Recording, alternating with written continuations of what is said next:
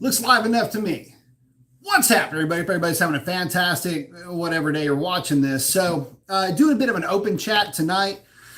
If you're new to the channel, thanks for hanging out. I guess they're starting early tonight. Whatever that is, it sounded good. Anyway, I hope they're not going out to make hits. It is a foggy, warm, muggy February evening down here in beautiful Southeast Texas. There was a few guys had some questions about the setup on the car with that record-setting pass. I know there were some other guys that had some other questions about the setup on the car, so I figured I'd open it up to that if you guys had questions. In tuning questions, things like that. Pretty easy to walk around that because, I mean, it's just a little bit of fuel and some interpolation in terms of timing. Other than that, it's all trans tuning. And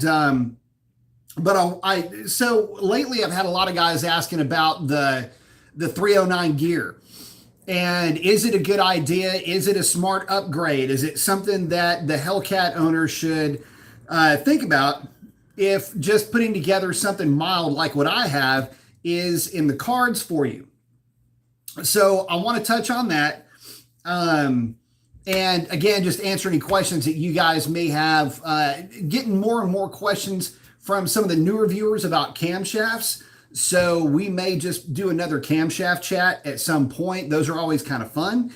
And I can walk you guys through the ins and outs, the pros, the cons, what works, what does not work with these Hemis in terms of throwing just, camshafts at them in general.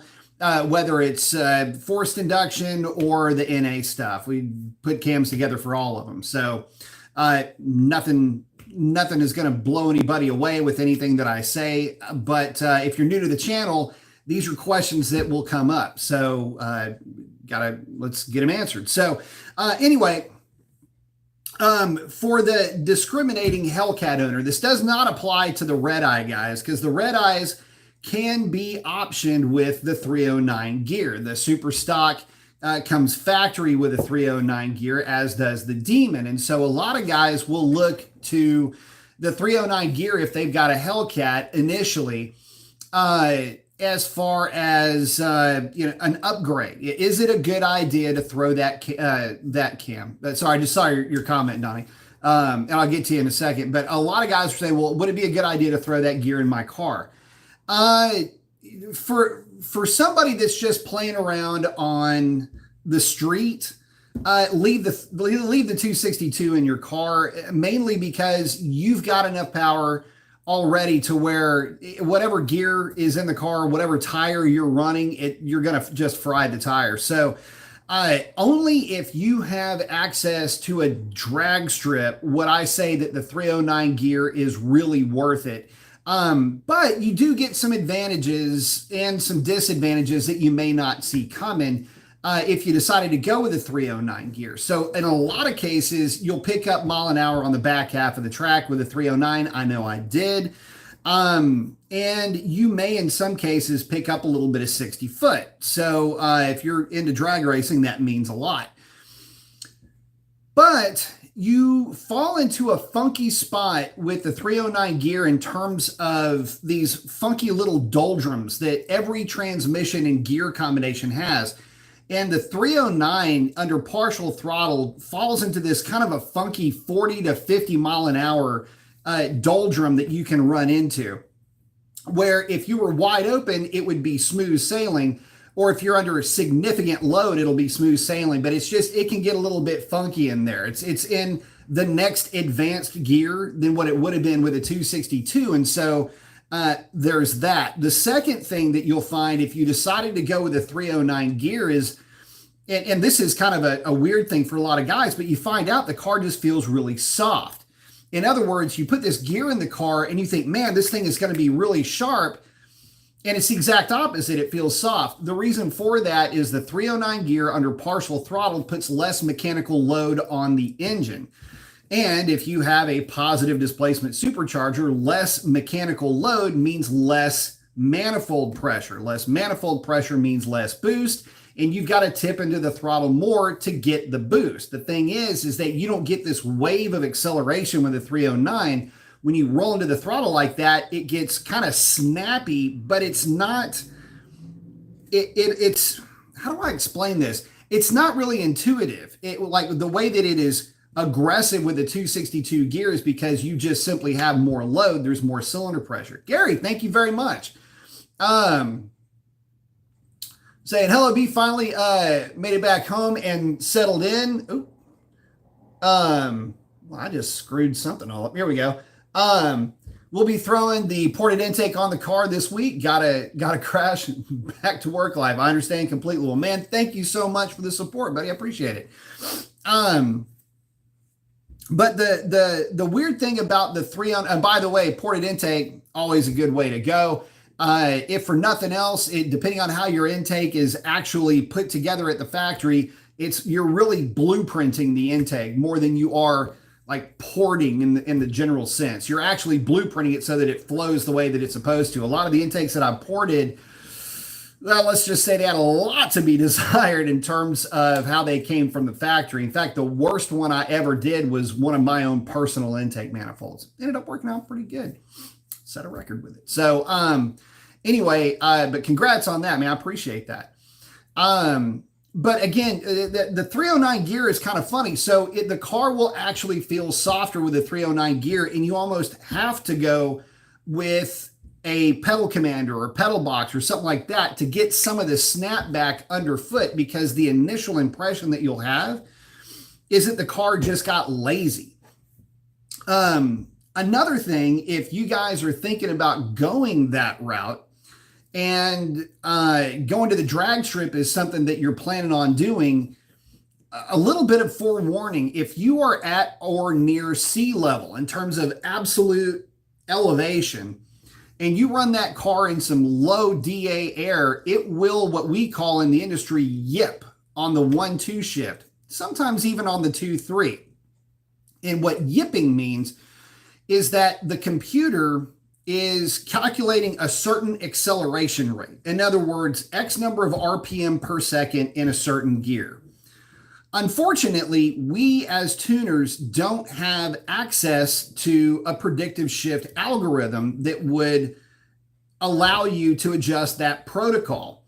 So you have to then, in the tune, make adjustments so that when the car is accelerating, the computer doesn't think that you are going to reach a rev limiter before you get to the shift point. In other words, it thinks that you're going to hit a rev limiter before it can complete the shift.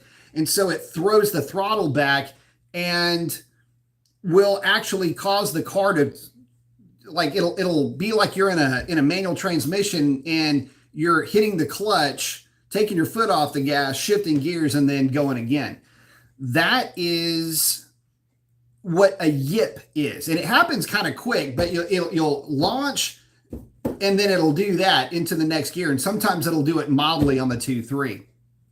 Now, the initial fix to that is to adjust rev limits, and adjusting rev limits to a point where the computer, it could never get to that number before you make the shift. The problem with that is you're walking a fine line. If you are in manual mode and you forget to grab a gear, you can end up over revving the engine. So you're eliminating some safeguards to allow for that particular gear to work properly. And you think, well, I never drive my car in manual mode, or I don't ever take the car to the drag strip. Well, you might be in okay shape, but again, you bang the thing off the rev limiter, and now your rev limiter is sky high where it used to be a lot lower. You can kind of see where that's going. And not to mention, guys, this should come without saying, but your warranty has long since been forfeited at this point. So really the idea here is, if you're thinking about going with that type of a gear, I would argue that if your car is a street car, I probably wouldn't do it. Only because the 262 is pretty good already. If you're dead set on going with the 309, which, nothing wrong with that, just know that you will have to get a tune put in the car to get it to work properly.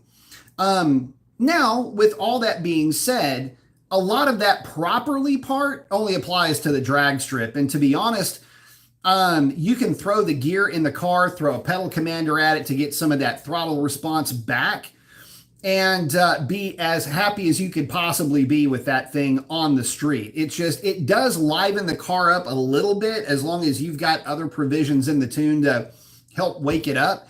And I gotta admit, I kind of prefer the 309 with the pedal commander if you're not going to put a tune on it, mainly because the car just feels so happy all the time. So just, my experience hopefully will help you get through that. But let me check in with you guys real quick, and then we will keep rocking. No Average RT is in, saying what's up to everybody. SRT Hellcat Hemi is in. Zero is in, saying you're the man. Got thumbs up. Thank you very much. Donnie is in. Thank you, buddy. Saying, hey, B. Donnie is saying, I've been considering throwing a cam at the Hellcat. I know it doesn't pick up a ton of power as opposed to simple pulley swap, but it's fun to hear a chopping car. Yeah, it's not so much that it doesn't pick up any power. It will just make the car feel a little bit soft. I've put cams together for stock boost Hellcats before, and they just don't pick up power the way that you would think. You're bleeding off boost, but you've got a more efficient, hopefully anyway, a more efficient combination. So you make the same power basically with less boost. That's more or less how a cam works for these cars. Now, the real trick is to put a cam in the car and then throw a pulley on it. Let's say you go from stock boost is around 10.5 or 11 PSI. Let's say you go from 11 to 8.5 PSI or 8 PSI, and you dump all that boost. Well, put a smaller pulley on it, pick up a couple of more pounds on top of what you lost, and you will eclipse where you were significantly. And that's really my suggestion to anybody that wants to throw cam at a Hellcat. Don't look to it as you're just going to pick up power at lower boost, and that's a good thing. Unless you are trying to really overspin a supercharger, your better bet is just to go ahead and bring the boost back up to where it would have been before. And best way to do that is just leave everything pulley ratio stock, have the cam in the car, know where you're at in terms of boost before with a stock ratio, and then go with something like a 295 or a 285. You could go, but I'd probably go 295 upper pulley or a 3.0 upper pulley with that cam, and it'll make roughly just under stock boost, but it'll pick up about 50 to 60 horsepower across the board with the pulley itself, and then on top of that, the cam. So you could probably be looking at about 80 horsepower. Just depends on what it's worth to you. Zero says, thoughts on stroking 392 to 426 or just forging the 392? Completely depends on what you're doing with it, brother. I mean, forged internals on a 392 will not make any more power. It won't do anything for you unless you're looking to throw a ton of boost at it. We've been successful with 392s and Pro Chargers making, 550, 560 to the wheels. They run great, and they're a fun car. It's already kind of over the limit of what the HP70 transmission can manage at that point anyway, at that vehicle weight. So I know that the last car that I was involved with, Alex had put together a Pro Charger setup on a Charger that was making, 535, 555 to the wheels, and that guy beat the living hell out of that car. And it was a stock block D1X with a race intercooler.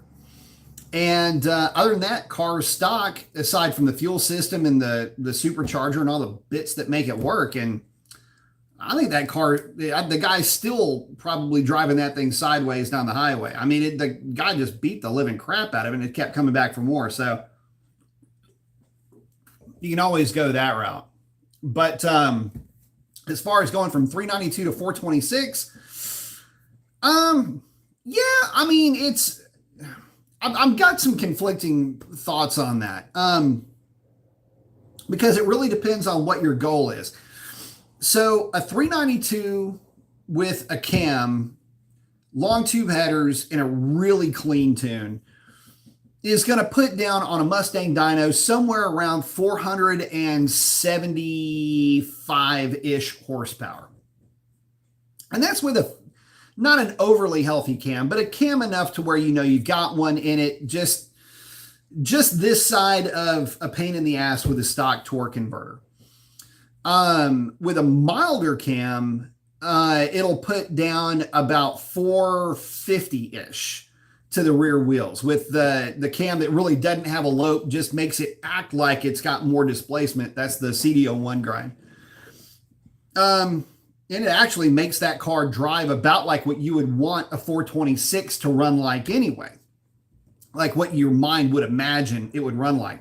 Basically picks up 30 or 40 horsepower, foot-pounds of torque all the way across the board. And I still have, hang on, I've got dyno charts and all this other crap in here. Let's see. I don't know. I've got so many of these things. And without boring y'all to tears and trying to dig one of these things up, Quick Brick's car would run, and that was a Charger full weight, 4,650 pounds. I drove it to an 1130. Quick Brick drove it to an 1120. So to give you an idea, that small cam will get you in the tens in really good air if you set the car up properly. So it just depends on what you're up to with it. Also know that small cam in the 392 will hang with most of the bolt-on 5.0 combinations that are out there, which is really what you're building the car to do, is just be in parity on the freeway with a 5.0 and just, you know, tear their heads off from a dig. That's basically what that cam does, the baby cam. So when guys ask me about the 426, I'm going, shit, man, it depends on what you want to do with the car. So, but I can give you my experience with 426s. So we had put together, concurrently, we had two 426 builds going at the same time. Both of them were identical. Edelbrock intake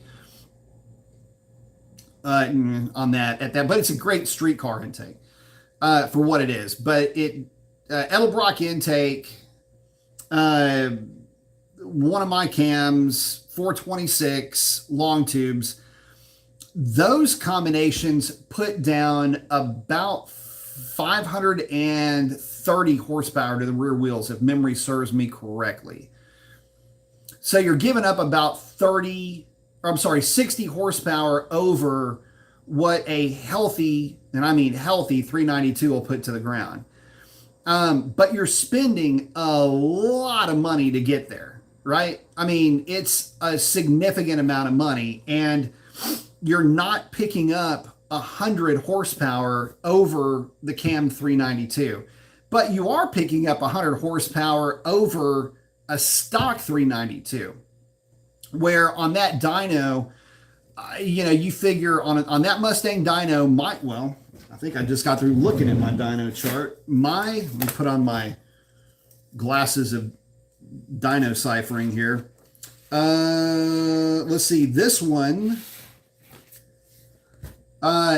put down 404. This is one of my old ones, 414 horsepower, 399 pound-feet of torque. And my car is a relatively healthy 392, depending on how the dyno is reading. Let's see, here's another one where we were doing some other testing. Looks like I was on this day 410 horsepower. And then we were working through some dyno. In fact, this was when it was very first tuned, picked up 13 horsepower or 23 foot-pounds of torque and 18 horsepower. So 428 tuned, and you figure they're going to be tuned. You're going to be tuned anyway. So you figure 430 on that dyno for, let's just round it up, for a real healthy 392. And remember that 392 ran 1130s in the quarter mile at full weight on 20-inch wheels with drag radials. And so your 426 may put out 110 more horsepower, roughly 25% more horsepower, and with torque to match. But again, you'd have to figure, is the cost worth it? Do you want to make 540 horsepower to the rear wheels, or would you rather make 500 and say 60 horsepower with a Pro Charger that you could sell if you wanted to later on, if you chose to? Like, I'm over the car, I'm over the supercharger or whatever, you could always sell that kit. So, you can't really sell a stroker motor. You got to find somebody that's looking for a stroker kit. So it's kind of tough to really lock down as far as which way I would probably go. But a mild Pro Charger setup will put out as much power as a really good 426 will, and you get all the drivability of a stock car. It just pulls better on the big end. And to be honest with you, there's really no downside to it with the Pro Charger, aside from the fact that, it's not the prettiest looking packaging underneath the hood, but you're buying performance. It's not a fashion show. And again, Gary, thank you very much, man. I appreciate the support. Complex is in, saying, good evening, B. Good evening, Complex. Hey, Dago said I put a Whipple on the Scatty per your recommendation. Very good. That'll be a lot of fun. Low boost Whipple is a really fun combination in the 392s too, guys. In fact, if you want something that runs like a 426 with, again, none of the problems that come with going crazy with a build, with a car with a cam in it that's already basically, it's like a custom grind for a positive displacement supercharger is what comes in the 392. Because if you guys didn't realize this, it's practically identical to the Hellcat cam in a lot of ways, at least in the ways that matter. I know duration's a little bit different on the exhaust side, lift's a little bit different, but the valve events are very similar. Then a Whipple low boost on a 392, it's tough to beat. No, it's not Hellcat power, but you're not looking for Hellcat power at that point. You're looking for something that's going to be a lot of fun, an easy 10-second car that you can play with all the time. So that's a really fun combination. So congrats. Key saying 23 RT getting a new rear end gear, 306 to 392, and a window switch to dial in the nitrous. I'll have to wait here in New Hampshire to test it. I can't wait, hoping to get close to 1199. You should pretty much crush that number with that setup. Superstock saying you'd even be on my break at work. We're supposed to get close to 2 feet of snow. Jeez Louise. I don't even know what I would do in that case. I'm going to go buy a shovel. Damn, 2 feet of snow is crazy. So to give you an update out here, so last Friday, it was about 43 degrees with really high barometric pressure. So it was great for racing. But today, right now, it's about 70 degrees. It is humid to the point where it looks like you're in a fog. So it's 100% relative humidity and then some. And so that's what it's like living in Southeast Texas. You go, one day it's cold, the next day it's subtropical, the next day it's windy as hell, and then the next day it could be freezing again, or it could just be windy as hell for no real apparent reason, and then it rains, and then it's hot. And then these freaking mosquitoes that look like freaking the size of parakeets come flying around and sucking the life out of you. Anyway, just another day down here. Speed Mag saying, what up, B? I got the Devil Horn saying, well, the vet is gone. Building an 01Z28 should be done next month, give or take. I like it. I like that vet, though. Speed Mag says Hemis are way too expensive to build. I would concur. Oh, 6-2 saying, sub, Dr. Mason, congratulations on the personal best and many more. Thank you very much. Yep, so we took the world record, technically, on Friday, with a 1005 with a stock boost, 93 octane Hellcat. So that was a tough call too. If you haven't seen that live show, I break down a lot of some of the drama that took place, but it could not have gone I wouldn't have wanted it to go any differently. And the fun thing about it is that I cracked that number on the last hit of the night, and I didn't even plan on making that pass to begin with. The car still covered a number. It had its worst 60 foot on that pass because it spun a little bit on the launch, and it still covered the number. Go figure. But Little Miss Revlon does like her drama, so thank you very much. Donnie say, I appreciate the cam comments. Thanks, B. I was also drawn to it since I won't have to pull the heads and swap lifters like I did with the 5.7. Yeah, no, you don't. I mean, that's part of the fun of it. I would suggest going obviously with the different springs, though. I would never put a cam in one of these cars without swapping springs. PSI 1516 is the spring that I would recommend. It's the one that I recommended for all of my camshafts. And turn the AC on over here. It's the one that I recommend for all of my camshafts, and it works really well with these Hemi setups. Tad's in saying, in the process, I added nitrous to my 19392 Daytona 50 to 75 shot in my car and was told removing my cats is a must. Is it? Not on a 50 to 75 shot. I mean, you just have to remember that obviously you're going to be tuning the car. There are some provisions that you're going to have to incorporate in the car to keep it from just going super pig rich when you get into cat overtemp. So you don't have to remove them, though. 50 to 75 horsepower is not a lot for your car to have to deal with. I mean, hell, we weren't removing catalytic converters for supercharger installs, and they're putting out about 130 more horsepower, or at least 100 more horsepower than stock. So, but I'll put it to you like this. The main difference here, though, is that EGTs, well, for both of them, can get on up there. You don't have to remove them, but I know a lot of guys do. You know, now that I think about it, none of the Hellcats that we put nitrous on, I didn't even bother worrying about catalytic converters for those cars.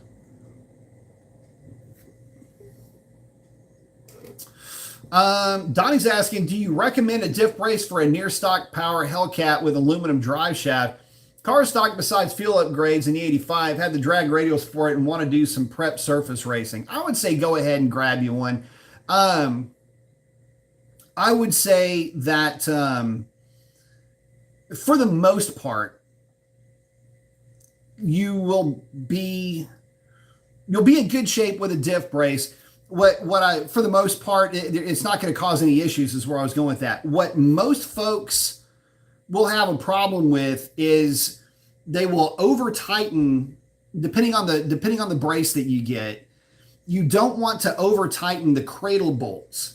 What happens a lot of times, guys get in there and tighten the hell out of the cradle bolts where it locks into the cradle, and that can preload the diff. And that's not what you want to do. You want to put just a little bit of wrist, basically get them to snug up on both sides, almost finger tight, and then give it, say, one half, maybe 3/4 of a turn with some thread locker. Jim saying, this is why everyone says I'm wrong when I say stick with a 262. Man, I'm telling you. So Jim is also a world record holder when it comes to these stock boost combinations. And he runs the 262. I am kind of in Jim's court with this.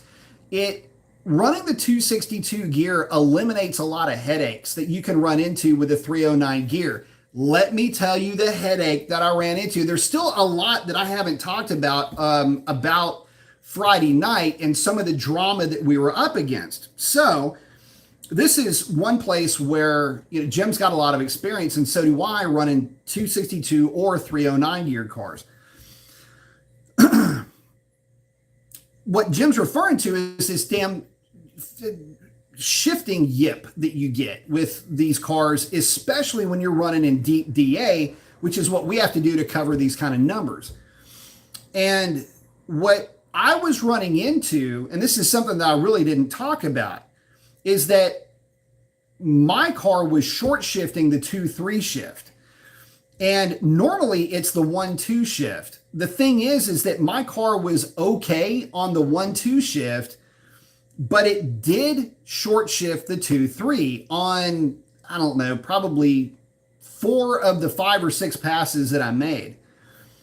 This is why the 260, this is where the 262 has an advantage. You carry a longer gear out on the start. You don't have an extra shift on the back side of the track, and you ensure consistent shift points. Well, that's a big deal because your biggest delta in gear ratios is on your 2-3. If the car short shifts the 2-3, it will give up so much RPM, and it's almost like it bogs on that shift. And basically you're just collecting ET on the backside. So it did mine. You can, if you're listening for it and you're used to these cars on the 10, when the car went a 10-11, it was a pronounced short shift on the 2-3. And I was just, and it also did it on the very first 10:08 that it ran for that night. After that, it kind of came to life a little bit, and the car started acting right. After I say acting right, we're only talking about a few hundred RPM, but again, a few hundred RPM in this world is the difference. It can make the difference of maybe 3 feet at the end of the track. And what I mean by that is, basically a fender length at the end of the track, which is all you need to lack a couple of hundredths.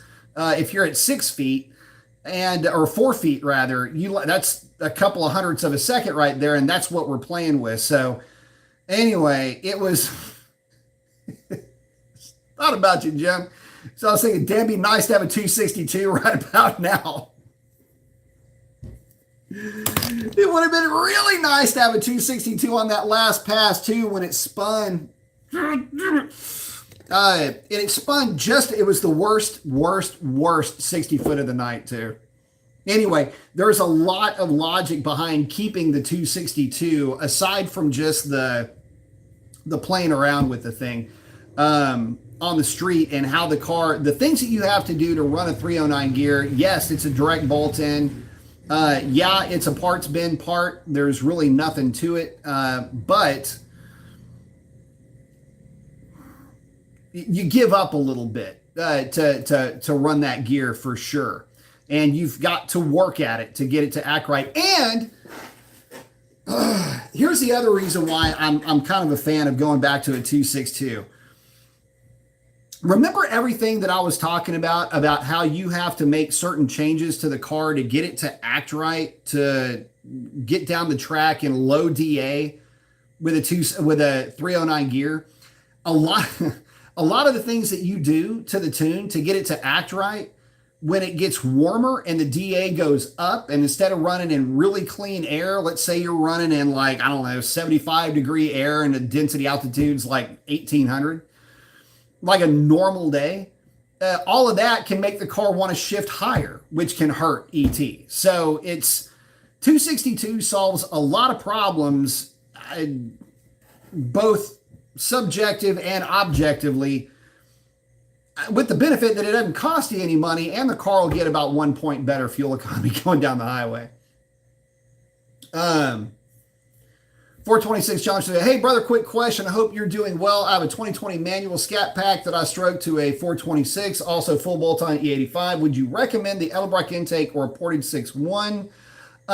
Go with the Edelbrock. It flows better than a ported 6.1 does. Really what you'd be looking to do is extrude hone the 6.1, and if you're going to do that, you might as well put a 5.7 intake on it. So what I would do is go with the Edelbrock, have it cleaned up, and go with that one. That's the one that I have experience with, and it's the best overall compromise between the two. Now, that's only if you're choosing to go with an intake. You'll get a bump through the mid-range with that intake, and it kind of carries that out. to peak RPM, but it can give up a little bit in terms of torque down low. So just know that that's something that could be coming for you. Sovereign's checking in. Oh, Zero saying we'll definitely be boosting the 392 instead of 426. Thank you. Yeah, that's just my 2 cents. I mean, the 426 is sexy, but unless you're planning on keeping the car for a long, long time, just throw a little bit of easy boost on it. 6.2 Hemi power. Very common question. Can you please help me understand why apples to apples LSLT cam swaps gain almost 30 to 45 more horsepower than Gen 3 Hemis?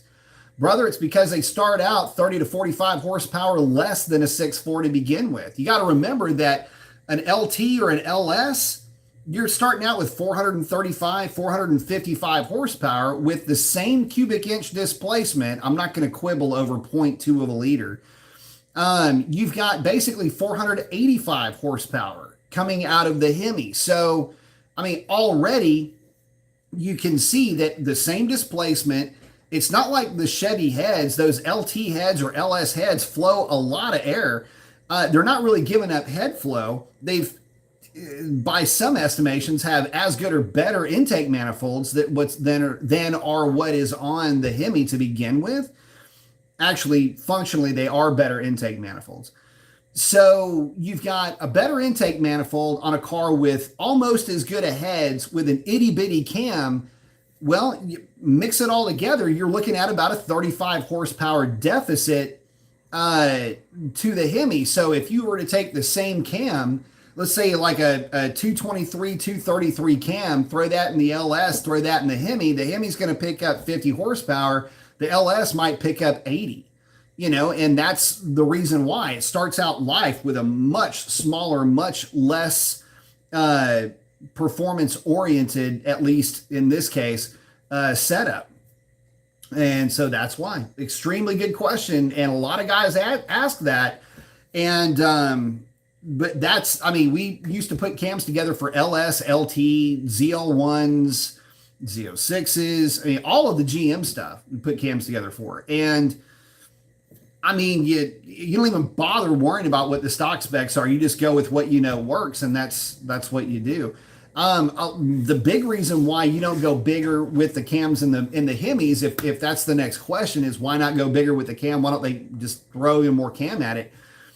It's because the Hemi is a Hemi. The heads do flow more. Give me an idea if you're familiar with the LS family, a set of 5.7 heads, a set of 6.4 heads or Hellcat heads, they're all fairly similar in terms of flow. And they flow about as much as a set of LS7 heads flow. That's the 427 heads. So when you put a bigger cam, like a bigger cam in a combination with a lot of flow, and keep in mind their tumble port heads are not a true swirl. It's a Hemi type of a combustion chamber, so it just takes big gulps of air. You lose velocity, and so you put a big cam in it, it'll keep trying to make power to 8,000 RPM, but you got to have the right intake manifold. You've got to have the right everything to make it work. The problem is most guys don't want that. But the thing is, the Hemi head is like, dude, get this intake off of me, get a short runner or a high ram on me, or a low ram for that matter, put the right cam in it, and it'll flatline power starting at about 6,600 RPM, and it'll carry power to about 7,400 RPM, no problem. Again, so will the LT and the LS, but that's just because you're throwing a ton of cam at it. Take it from me, I'm a guy that was running around with a 236, 242 cam in an LS6. So I get it 100%. So I'm saying, hit that like button. Speed Manic's asking, was your SRT tuned when you got it into the 11s? No, the first time it went into the 11s was on the stock tune. Just curious, because the best I've gotten out of my 6-speed Scat is a 12.5 bone stock, and that's tough to get a number out of because the 6-speeds are usually about 3/4 of a second behind the automatics. Jason's asking, he's got a 17.57 Charger. Are ported manifolds and ported heads beneficial enough to do the port work, have 6.4 manifolds looking to do heads when installing the cam. What I would do if that were the case, ported manifolds, I played around with that a little bit. I didn't see a whole lot. And I still have a piece of metal in my palm right here from cutting the slag out of the manifolds. I don't know that it did a lot. Like, in other words, it didn't pick up 15 horsepower. You weren't going, holy mackerel. It didn't work like that. But I was also running with a stock cam, right? So you're just not going to see big advantages there. If you're putting a cam in the car, I would absolutely say that going with long tubes is going to be better than going with the 6.4 shorties. But if budget or if practicality, in a lot of ways, you're going to use like 6.4 cats with the exhaust or what have you, the shorties will serve you fine. Again, it just depends on the cam that you're putting in it. Our ported manifold. Okay, if you're talking about the 6.4 manifold, buddy, I ported a lot of 6.4 manifolds. A cleanup on them. You're going to be probably running the Z Automotive controller on that.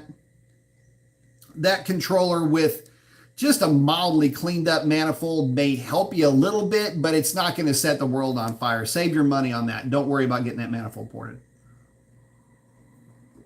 And again, this is coming from a guy that used to port, about a manifold a week at one point between a few shops. And Boo said, this is the best video quality you've had. Yeah, this is on the phone, doing it on the phone this time, not on the computer. Yeah, the computer kind of sucks. Sovereign saying, ouch. I don't know what the ouch was. What did I miss? 6.2 saying, thank you. Have a good one, you two. Donnie saying, to piggyback off the 392 intake manifold along with the HRT stage 2 and long tubes, wondering if that's worth getting the 6.4 manifold ported. Probably not. And the reason why is you got to remember that when you put a cam in the car, you got more overlap. So the lobes are closer together. You get more exhaust and intake overlap. That means that your intake runner is less active, what we refer to in the business as you are reducing the activity of the inlet port, which means that your velocity is lower. So no, I wouldn't worry about getting it ported at that point. It's counterintuitive. If you had a real wide lobe separation angle, like a factory cam, it would make a bigger difference to port the intake. I think it's an earlier 6.4 manifold. Yeah, the slag part. It was what Sovereign was saying. Did I miss that? What did I say? Maybe I've already forgotten it. Anyway, the earlier manifolds were a little bit sketchy, but for the most part, it's for your application, I probably really wouldn't sweat it unless you've got a whole lot of core shift. That's a 3-piece manifold. Unless you just have a whole lot of core shift, you're just eliminating some of the core shift that's in there. But you've got there's still a laminar flow coming through that intake manifold. It's actually quite high velocity. And some of the things that you think will cause a problem in that manifold end up not being an issue. So I would not, wouldn't worry too much about it. Oh yeah, Sovereign said, I think you need a new webcam for the PC. I need to get a camera for that PC. That PC camera sucks. But it is better than what it was. I don't know if it updated or what. Sovereign said, when you're porting stuff, you cut up your hands. Dude, I still, just from being up into the runners, I would get cuts all over the tops of my hands. But what's funny is that, okay, you're talking about the piece of metal that's in this palm. In fact, it's like it's a never ending thing that I keep digging out of my hand. But it's in there. I think I almost got it all out, and it's been about 5 years ago. Anyway, it's right in here. the thing. I didn't even realize that it had gotten in there. It's just a piece of steel that it's a steel splinter, and just over time, it'll just kind of work its way out, little chunks, and I'll be able to pick off little chunks of metal coming out of my hand. It's kind of weird. Donnie's saying, thank you for the advice. Absolutely. But yeah, for a lot of guys, the big question is camshafts for Hellcats. I'm usually gonna reel that one in pretty quickly. I had put together, you think about this. So one of the camshaft protocols that we had put together was for mild Hellcat upgrades. So what it would be like, you'd put a set of 1,000 or usually a set of 1,000 cc injectors.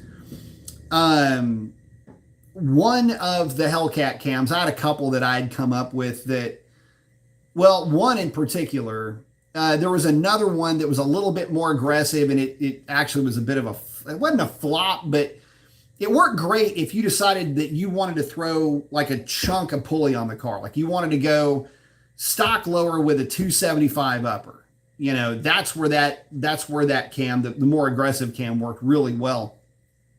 But they were always kind of piggish with the stock pulley ratio. It never really was. They just never really made the power. Like you would get them on the dyno. The small cam with you'll love this. Okay, the small cam with the stock pulley ratio. Okay, so the car goes on the rollers. Alex is messing with it. I go out there, and I want to say the car picked up 12 horsepower. And it was like, what the hell? But obviously the boost was down. It went from like 11.5 to 9 pounds of boost. Maybe it was 8.5. Can't remember. It's been a long time ago, but it cut about 3 pounds of boost out of it. So, or 2.5 pounds of boost, something like that. Anyway, it was a significant drop. And the idea was, okay, we'll pulley it, get it back up. And it woke up with the other pulley, but it was a dog with, I say a dog. I mean, it made more power technically, and it made more power at a lower boost number, which is kind of a win-win, you would think. But because it was positive displacement, it just felt softer. So for you guys that, we're talking about supercharging and all this other stuff, that is, if you think about it for what it is, and not think about it in a bubble, for example, like just what you may have heard, a lot of the stuff that you think of is actually really counterintuitive when you start playing with, this is a long way to get to my point too, so I apologize. But anyway, positive displacement superchargers are weird. They act weird. When you're putting a street combination together, a lot of the things that you do when you're messing with a positive displacement supercharger are the exact polar opposite of what you would do and what I would put together for a centrifugal supercharger. So let me explain. This is kind of getting into cam chat, but for a positive displacement supercharger, you want to spread your lobe separation angle out and rock that thing back in terms of retarding it. In some extreme cases, but almost to the point where you're worried about piston to valve clearance on the exhaust valve. I mean, obviously you're not going to rock it back that far, but the thing that you're thinking about is, okay, I want to spread this thing out and then rock it back. And what you're doing is you are spreading that lobe separation out to make the intake tract extremely active, and it increases boost response. Retarding the cam makes power on the big end. So wide lobe set, big end power. Rocking it backwards, big end power. You're trying to make it have really hardcore boost response right off the bat and make it make power all the way out to as far as you can push that supercharger to go. Now remember, it's a positive displacement, so you're actively pushing that thing to go out further. Positive displacement superchargers don't like making power at high RPM by comparison to centrifugal. So what do you do with a centrifugal supercharger? It's the exact opposite. You rock that thing as tight as you possibly can without making it surge, and you advance it as far as you can without trying to make it surge, and you're worried about piston valve clearance like on the intake side, for example. Why is that? Because I want it as tight as I can to make mid-range power. I want it as advanced as I can get it to make mid-range and low power. And then I'm going to have that supercharger drag that power out as far as the supercharger can drag it. See what I mean? It is the exact opposite. And when you do that, you get a much more broad horsepower and torque profile. Now, I get it. Every cam is a nitrous cam. Every cam's a blower cam. Every cam's a turbo cam. I know how all that works. But what you're doing is you're playing with where the engine would make peak power naturally aspirated. You're playing with the characteristics of what that engine would act like in a street setting. And then you're just playing to those strengths and weaknesses with your compressor. In other words, you're basically tailor making it to a specific compressor. So what happens if you take a centrifugal supercharger and mate it with a cam with a wide lobe separation angle? Well, that's what you're doing when you put a ProCharger on a 392.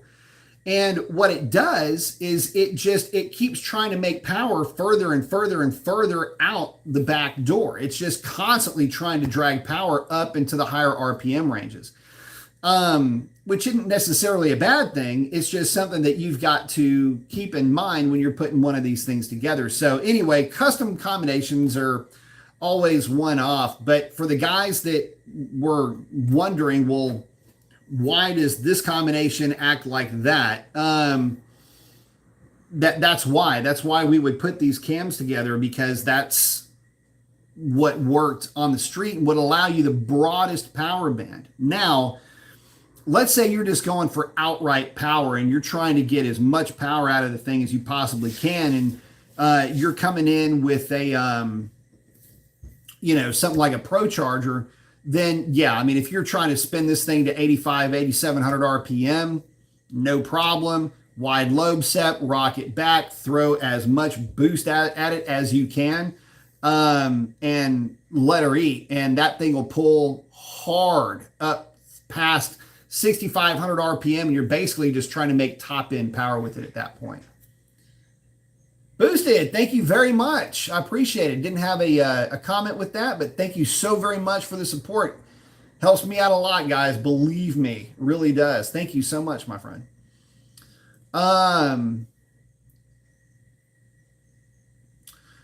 John's asking, Scat Pack versus Hellcat 707. Which would consider to be the monster and which would be the beast? Or maybe the best between the two, in your opinion? Two completely different cars, except for the Hellcat, you can put it in 500 horse mode. So it's like having your cake and eating it too with the Hellcat. The Scat Pack is an awesome combination. I mean, it's a quintessential naturally aspirated big cubic inch muscle car. And in that respect, for some guys, it's more of a purist car. It's more of a pure muscle car than what the Hellcat is. And I can see where that argument carries weight. I mean, it's a valid argument. So I don't really have a favorite between the two. I've owned both. I've driven both. And I enjoy both of them. I think that the Scat Pack is a great combination from the factory. And really, you can't go wrong with those things. They're a whole lot of fun and they're really fast. The problem with the Scat Pack, let me put this out there for you guys. And the RTs suffer by the same comparison, so I'll put them both in the same basket. Just pick one out at random. Problem with the Scat Pack and the RT is that the Hellcat exists. In the same way that the problem with the SS is that the ZL1 exists. The problem with the GT is that the GT500 exists. And these cars are absurdly fast versus a car that is legitimately a very fast car. The Hellcat, the ZL1, the GT500, these cars are cartoonishly fast. They're a caricature of what you would consider a fast car to be. Whereas a Mustang GT, an SS, or a Scat Pack is a reality-based form of fast, if that makes any sense. And then you start taking Hellcats, well, we can take that a step further. We can take that a step further. You can say, oh, you can modify a GT. Yeah, I guess you can, Mustang here, but you can also modify an SS Camaro. You can modify a Hellcat. And watch out if you do. And so that the hilarity ensues, right? So it's just the idea behind it is that I don't really have a favorite, and I don't really have there's a time and place. I can tell you that the Scat Pack is a far better street car, not 500 horsepower withstanding, of course, but in general, it's a better street car than the Hellcat is. And that's just because you can use the power that you bought with a Scat or an RT and the Hellcat. Here's the problem with the Hellcat. If you go out and you play around in a Hellcat, the problem is that you go from 65 miles an hour to 130 miles an hour, or you go from 75 miles an hour to 120 miles an hour really quickly. Not that the Scat Pack won't do it, but the Scat Pack will just buzz up to 100 miles an hour. And you're like, wow, that was fun, and it sounded good, and it pushed you back in the seat and did all of that. Well, now add 20% more power to it, and it gets there 20% more quickly. And this is with a stock gear. It's real easy to get into real trouble with a Hellcat because the chassis is very stable. That chassis is, all it is a bunch of old Mercedes parts. It's an E63 and an S63, basically kind of molded and conglommed up. The Charger is an E63. Basically, it's a reskinned E63 with S-class suspension beds. So I mean, it's designed to run at 155 miles an hour indefinitely. That's how stable these cars are. So they're heavy. They're freaking Autobahn rockets. That's what they were designed for when they were designed by Mercedes-Benz years ago. Dodge just adopted the platform. Mercedes perfected it to get you from one point on the Autobahn to the next as fast as it will go, or as fast as possible, which is to say it'll hover on 154, because 155 is what a lot of those cars are limited to. But you get what I'm saying when I'm talking about that. Donnie's asking, what did the mid-range look like? I may be interested in one of your Hellcat cams. Actually, that's pretty much the exact pulley combo I was planning for. 275 upper, stock lower. I don't have any of those pulley combinations. Just give Alex a shout. Tell him that you heard me talking about the Hellcat camshaft protocols, and he can walk you through. He can tell you exactly what they made. Most of them, with a 275 upper, like I say, they're picking up big, healthy chunks of horsepower, about 100 horsepower, 100 pound-feet of torque. So, it works. I mean, and like I say, you go 275 upper with that camshaft, PSI 15, 16 springs, 080 push rods, maybe stand key tie bars and collars. But that's it. You know nothing else to the car. Just that. Well, the fuel system too. You want to go at least Innovators West or a Ford twin hat at least. I'm sorry, not Innovators West. Injected engineering. I don't know why I say Innovators West. That's the lower, and you don't want to put a lower on the car with this setup. Pin the crank though, and you've got a setup that is, I mean, absolutely nasty. And with that pulley combination, you're already going to be picking up power. You're going to dump boost with the cam, but again, you're picking up power with the cam, it's going to be pretty gnarly. So, but yeah, give them a shout. Um, I forget the cam guys. What did I name that thing? CDH. He'll know what you're talking about. Just any of the Hellcat cams would do that. Stock lower with a 275 upper. It's a good combination. If I were to do anything with my car that were that invasive, that would probably be the combination. Actually, I would go, yeah, it'd be a 275 upper with one of the small Hellcat cams. In fact, it would be a small cam to the point where you probably really wouldn't know that there's a cam in the car. You have a little bit of a chop, but you wouldn't even really notice it. And it would pick up, like I say, a nice fat chunk of power for sure. Yeah, with respect to that same pulley combo. Yep.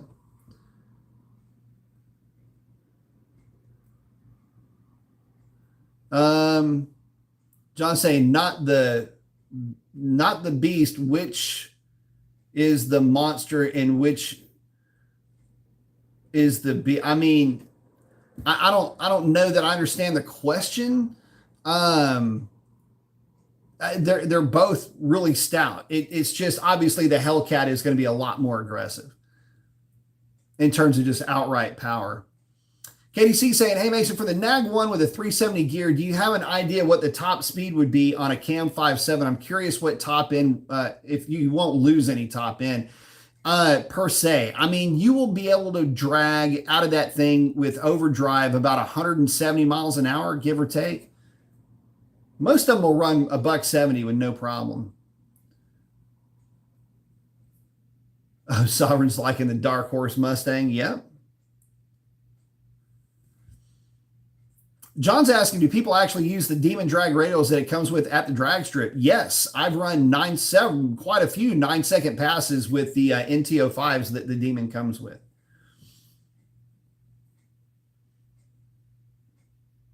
Someone saying, you could black key the Hellcat, but let's be honest, no one's doing that. Actually, I just put it in 500 horse mode. I enjoy driving my car in 500 horse mode. And people go, oh my God, why?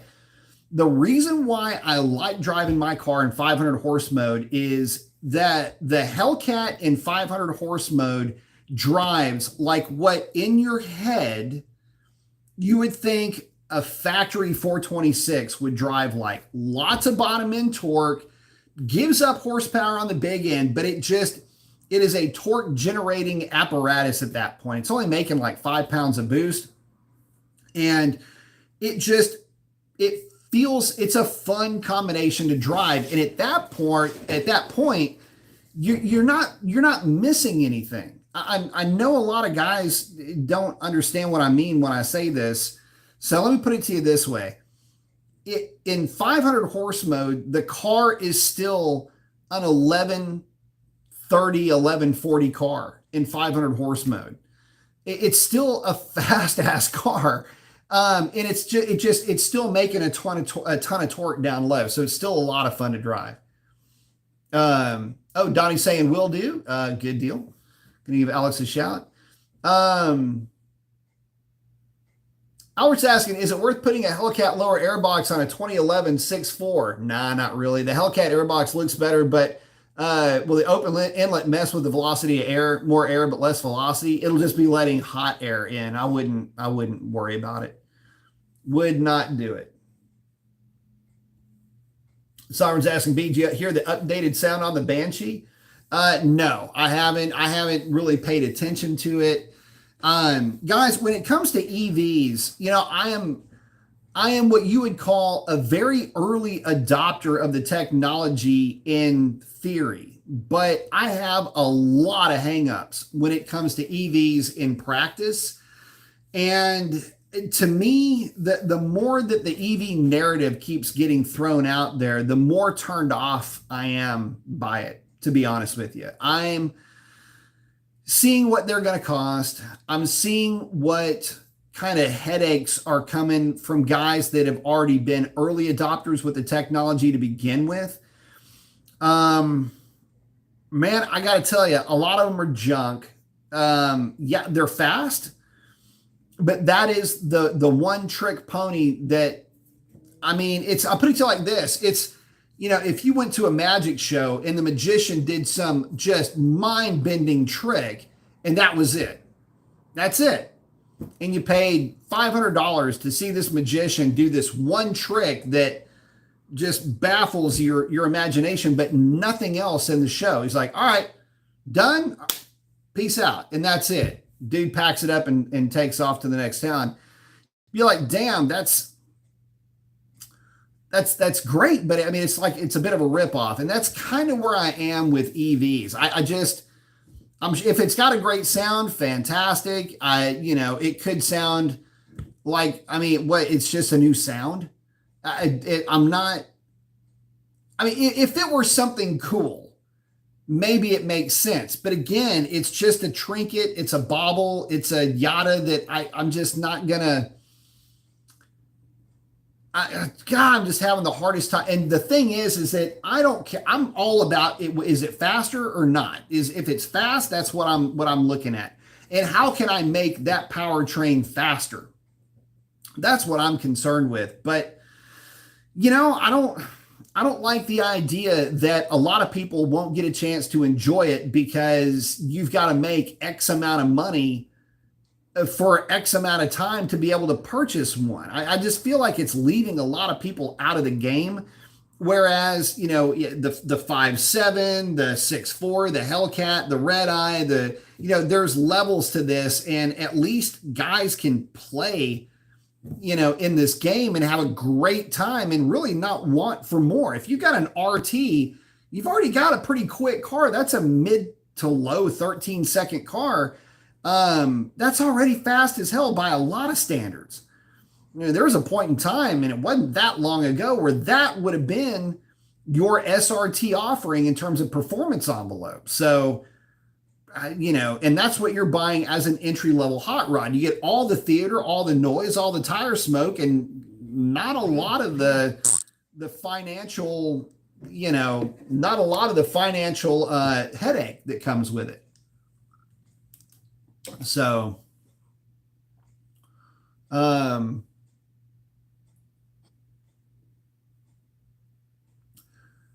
Kim saying, I wish over the years of the 392, Dodge would have put better pistons in the 392. Also, a better intake manifold. The high ram seems to make the car a lot better.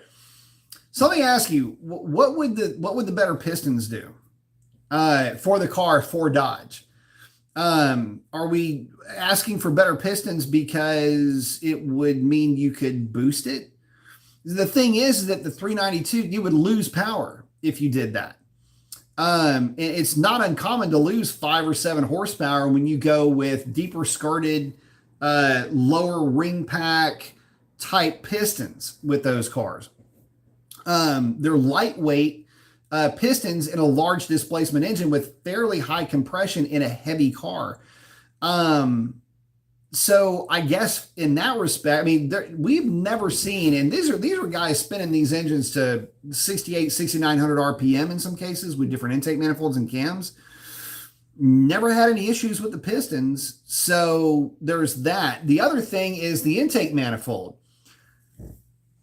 Tell me where or how the high ram would do any better with that cam in the car. The setup in the 392 is designed to get 4,500 pounds worth of car and driver from 0 to a quarter mile in 11.5 seconds.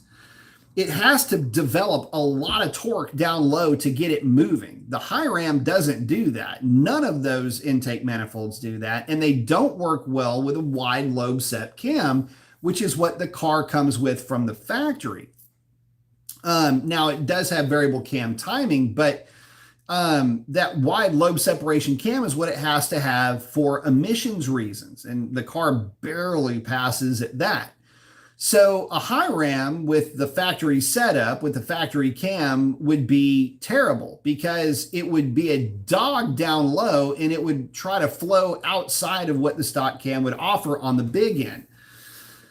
A better alternative would be the Edelbrock intake manifold, but it's got its limitations because again, it's fixed and it mainly makes its power mid and upper mid range, where it may basically meet the stock manifold in terms of peak horsepower, but it loses torque down low and it also loses tip in throttle response, which again, you lose a lot of that partial throttle drivability with those intake manifolds. So on one hand, I'll agree with you. Sure, yeah, they should have used better pistons. They could have used a different manifold, which is my big beef with that intake to begin with, is that it just doesn't flow as well as it could have because of packaging reasons. The truck 6.4 intake is a boss compared to, talking about the snout versus the car 6.4. But you got to work with what you got. And for what it was designed for, there is not another engine that is better than the Hemi that you could think of from a configuration standpoint to get that much weight moving that quickly across that broad of a power band. And believe me, we tried everything and none of it really worked all that well. Not unless you were trying to make big power or if you had a larger displacement engine. That's where it really came into play.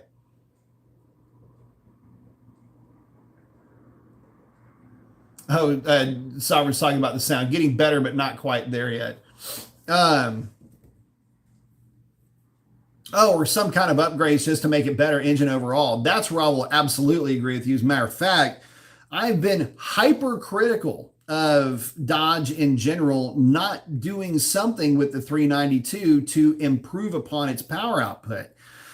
But I say that only because I think to get it to make more power, they would have had to have made it bigger. I know that there is only so much that you can do within the confines and the rules that you're playing with when it comes to NOx emissions and CO2 emissions, whatever other emissions you want to try to drag out.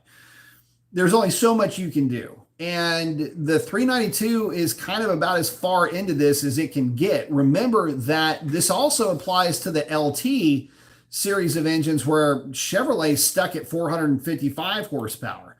And was stuck there because, again, they couldn't do anything else to that type of an engine. Remember, they're both 2-valve engines, and still get it to pass emissions.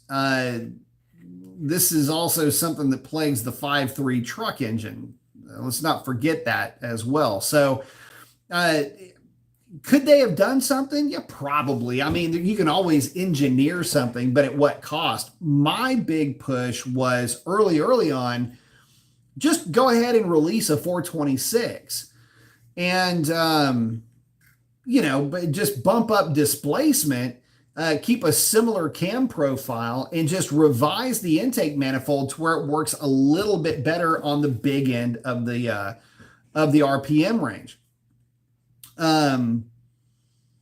Maybe a fixed intake manifold as opposed to variable runner. Remember that the original pre-production 392s all used what was in essence kind of a modified version of the 5.7 manifold. And in that case, the car actually made 15 more horsepower. It was a legit 500 horse. In fact, I think it was 505 is what it ended up making. But it just killed torque down low. And the car was a turd because of it. And so that's why they developed the variable runner intake manifold, was to collect back all of that torque that it had lost. And obviously they were benchmarking the 6.1 at that time.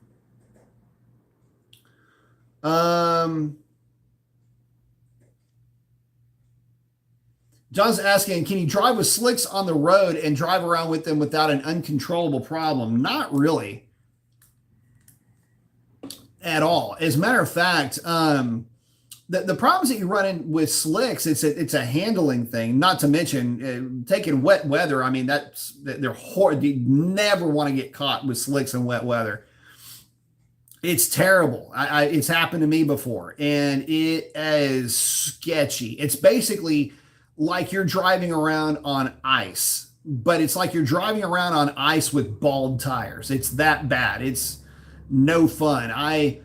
was on ET streets. No, I was on my drag radials in the vet and got caught in a freak flash storm on the way back from the coast. And that thing was sketchy as hell too.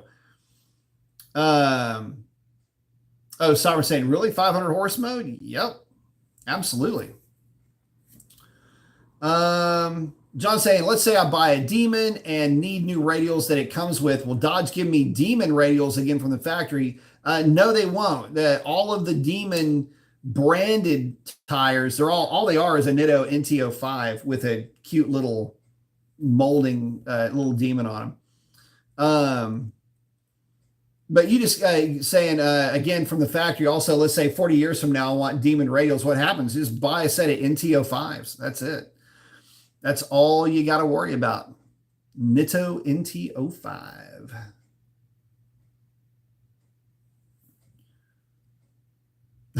So I'm saying the Banshee's starting to sound more like a V8 than a cat being stepped on.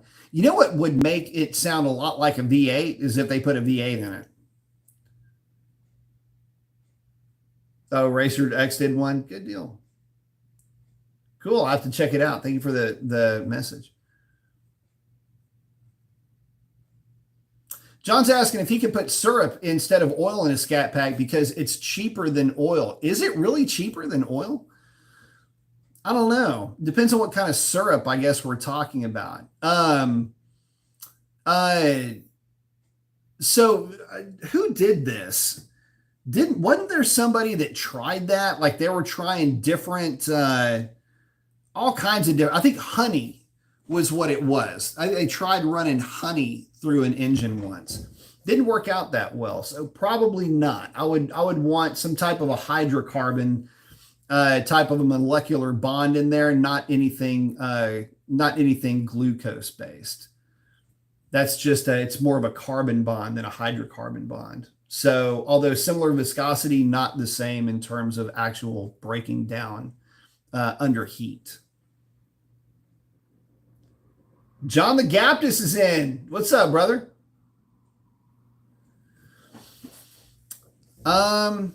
So Sovereign's asking about titanium bits. The only downside to titanium is that it's brittle. But you can use it in valves. A lot of guys use it in a lot of guys will use it in just various different parts like keepers, other engine bits. You can use titanium, but titanium in general, aside from being really expensive, is extremely rigid, and you need something that is going to be able to move around a little bit, so to speak. Aluminum does a far better job than titanium would do. Now, again, you can't use aluminum for valves because it'll just melt it, but it's why you have the sleeves that you have. But you can use titanium in some areas, but it doesn't work out well for others.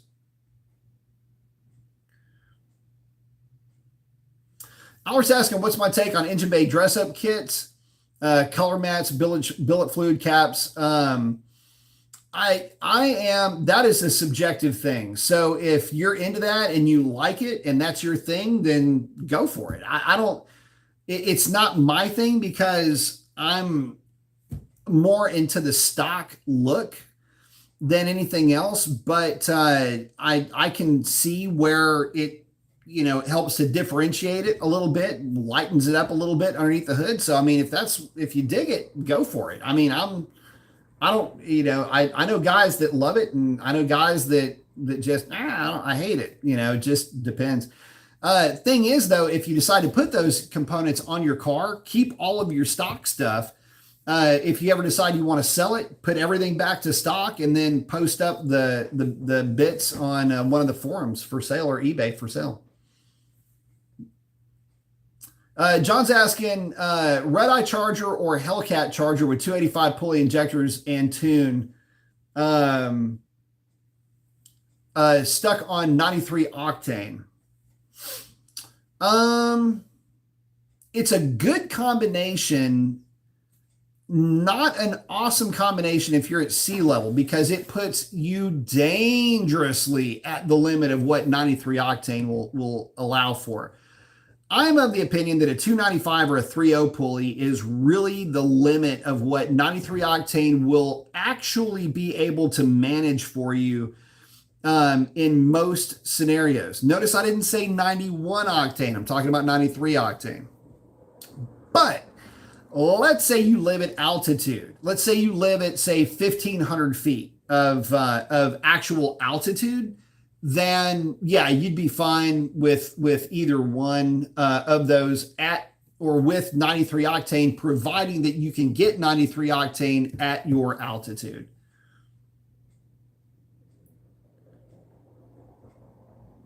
So I'm saying like, share, subscribe. Yeah, guys, if you're new to the channel, definitely like, share, subscribe, hit that bell. It means a lot. It helps you get notified whenever this baldness hits the airwaves, so to speak, hits the tubiverse. Kamana's asking, how do I like the Nexen radial? They're really good. They're a whole lot better than people give them credit for. And I had one of the most fun times I've ever had in a car with me and my late buddy Ray. He had a couple of 1320s. His very first one was a Frostbite Blue 1320, and we spent about 2 hours in that car. One night they were doing a music festival about 3 years ago. And so the track was shut down. So we had a kind of a little dope spot where you could go make hits. And he and I made hit after hit after hit. Keep in mind that he and I are both national or American record holders in different cars that we were driving. In fact, it was his demon, one of his demons that I was running all the nines with. We set the as delivered record in his car. Both of his cars, now that I think about it. But yeah, we had so much fun. And the Nexens did great. We were running 12 twos on the street like clockwork on the Nexens. And that was at 32 PSI. So they're not bad tires for that power level. Kim saying he pulls about 430 to 60 on the draggy. Very nice. V8 comment. Yeah. One way to make it sound like it. Oh, Kim saying 30 PSI. Yeah, 30 PSI is good. A lot of guys go too low on their, and a lot of guys do this. I see this all the time, and I don't even, I ain't gonna help you out. You know, I'm not gonna be that dude, you know, getting into somebody's business. But what a lot of guys fail to realize is that radials hate to be underinflated. And so the walking around idea was, oh, well, you treat them like a slick. And it's like, no. The whole idea behind a radial is that you run as much pressure as the any tire, really. You run as much pressure as the track will take, because that lowers rolling resistance. But I don't know. It's hard to drive that into somebody's head. I'll put the tires at 15 PSI, and it's like that the tire is going to do weird, goofy stuff under load at those lower pressures. Radials do anyway.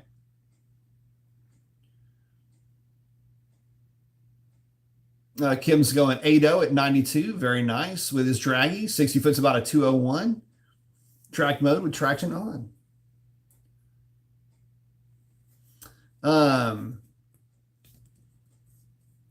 John, for if you get a Demon, there's aftermarket options for the Demon hoods. In fact, for that matter, Dodge is currently through direct connection selling Demon body parts. So if Dodge doesn't sell it, the aftermarket will probably take care of you.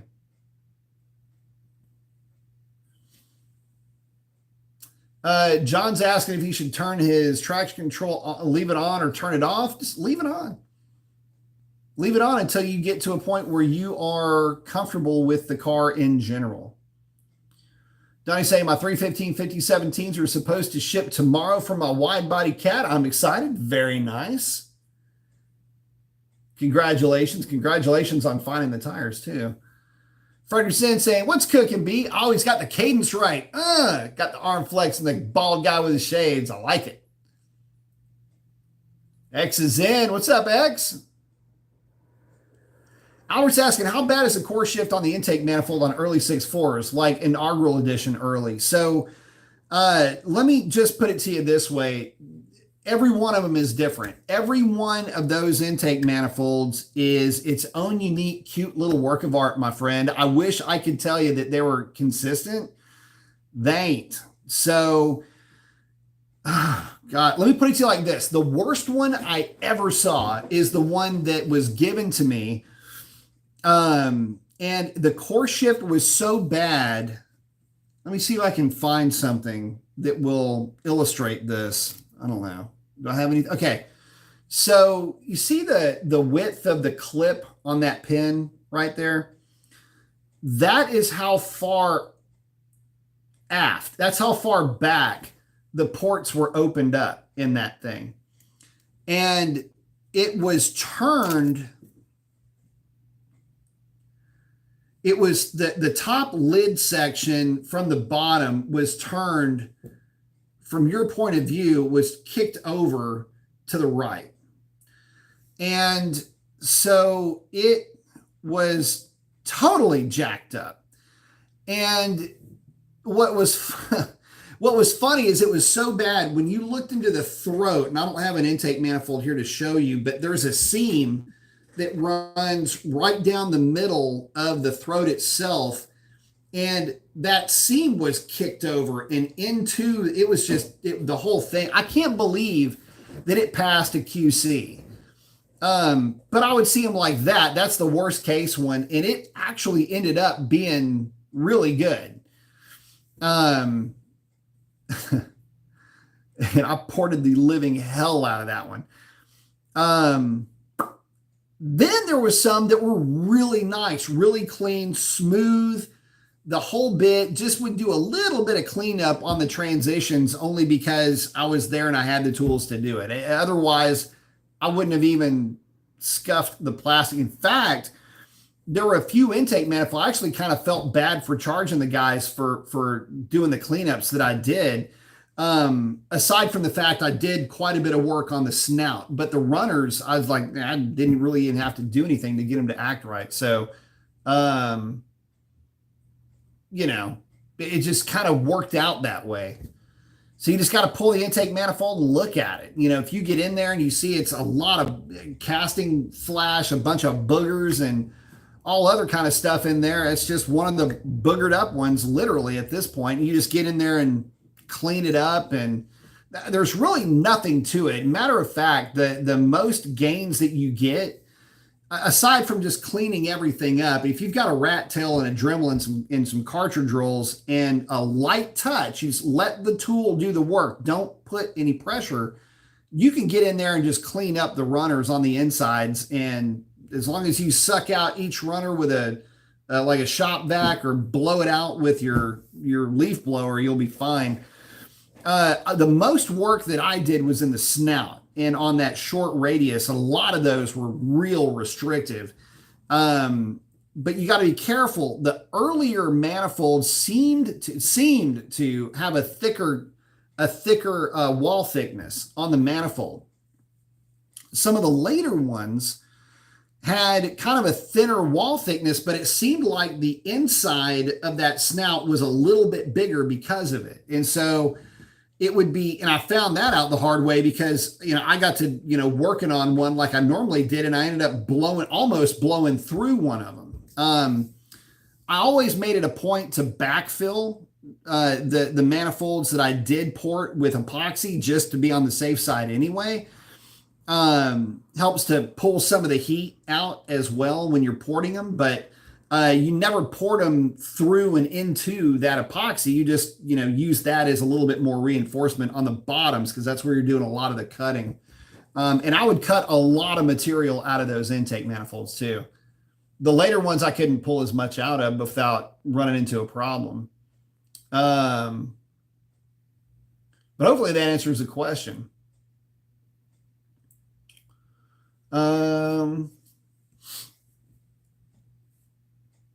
X is saying, I love a Hellcat Red Eye, but it's tough to justify the cost. Man, listen, any of these cars, my gosh, I mean, the cost of these things has gotten to the point where it's prohibitively expensive now.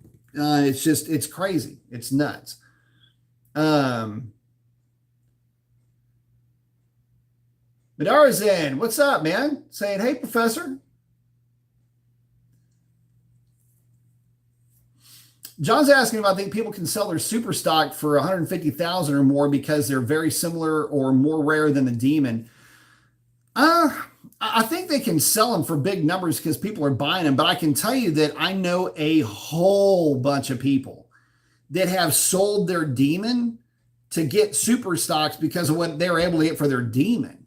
And they got super stocks not because for any reason other than the fact it's practically the same car.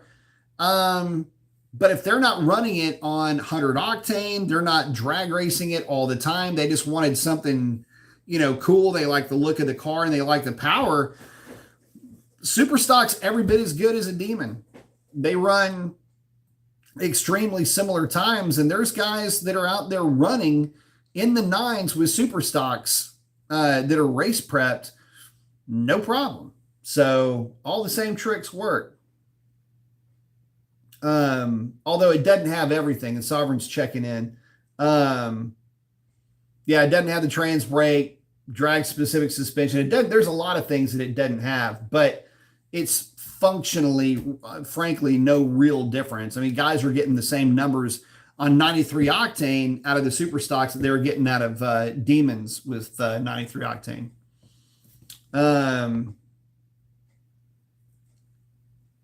X is asking if it has that chiller thing. It does have the chiller thing. White Nose saying, would I be late to the show? Oh, and X is talking about the cost of those cars. Yeah, he's saying, ain't that the truth?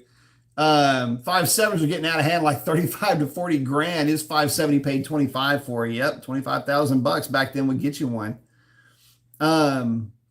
X is saying, yeah, so many options, it's hard to keep track. For sure, guys. And that's one of the tough parts about, trying to pick one or the other. Do you get a red eye? Do you get a super stock? It's 707 or 717, I guess now. Hellcat, they're all fast. RT is fast. 6.4 is fast. Really, it's more, whatever you may have been used to before coming into the car or what you're comfortable with. And be honest with yourself. If you don't want something that is Hellcat fast, don't buy a Hellcat. In fact, I would even go so far as to say, if you're looking at these cars, don't look at the Hellcat variants. Just don't initially, especially if you're not coming from a place where you've got some level of experience with fast cars. Don't even give the Hellcats your time, because aside from the expense nowadays, when I bought my Hellcat, times were different. You could get a car like what I bought my car for, high 40s, high $40,000 car, 0 miles basically. They don't work like that these days. So but if you're just getting into hot rodding or just getting into these kind of hot rods, get an RT. Get an RT and don't compare yourself to anybody other than, don't worry about anybody else other than having fun with the car. You can make all the same noises with an RT, does all the same fun things that a 392 will do, costs significantly less, and so it's not as fast. It's still a 13-second car. We're living in a world where 11-second car in the Scat Pack is slow by some metric because a 5.0 is faster than that car from a roll race. What? I mean, this is the reality that we live in, though. This is the logic that dictates where conversations go. And so it just blows my mind. And again, every Scat Pack that you see that is built after 2019, because of the difference in the operating systems, in cam phasing, every Scat Pack that you see is capable of running an 1170 at least in really clean air on a drag radial. Albert, thank you very much. Saying thanks for the great comment. Keep it coming. Thank you so much. I appreciate that.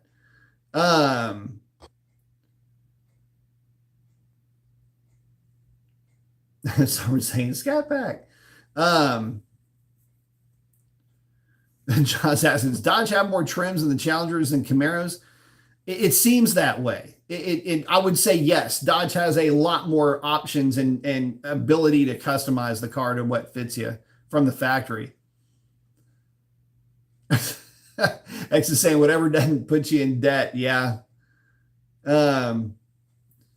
White's asking, what's your opinion on the stanky tie bars and collars? Worth the cash if you plan on spending over $6,500? It is part of my camshaft protocol is to put stanky tie bars and collars on the car. Just remember it's 5/1000 of an inch on the collar, and torque everything down the same way you would normally torque everything else down for the tie bars. Very much a fan of the stanky tie bars and collars.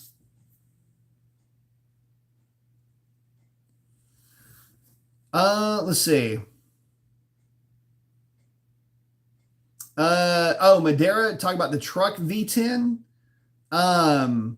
That's an old engine, and it is not at all the same as the Viper. So it's really good at making torque. It would make a great motorhome engine, but I don't know that it would be worth it to try to build a hot rod engine out of, frankly. It's a neat conversation starter, but it is a truck engine, no doubt about it. And it comes from the V10 era. Remember that at that point in time, Ford had the 6 point whatever liter Triton, and Dodge had the V10, the 8 liter V10, which was neat. Chevy never did build one; they just had the big blocks at that point. But that was the way that Ford and Dodge put out a big block without having to put out a V8 big block. They just used what was already kind of there. And Sovereign, I don't know about the RT insurance. That's a good question. But, well, guys, we are over. But I want to, so just a little bit over an hour and a half. I've got to get rolling, so I got to wake up crazy early in the morning. So, guys, with that, I'm going to wrap it up. Listen, guys, I appreciate each and every one of y'all. I really do. If you guys are new to the channel, thank you for hanging out with me. I appreciate it. For you long-termers out there, man, love each and every one of y'all. Would not do this without you. Get out there and do something cool for somebody. Chances are they need it way more than you know. And now with that, that is a wrap. Y'all have a great one. Adios.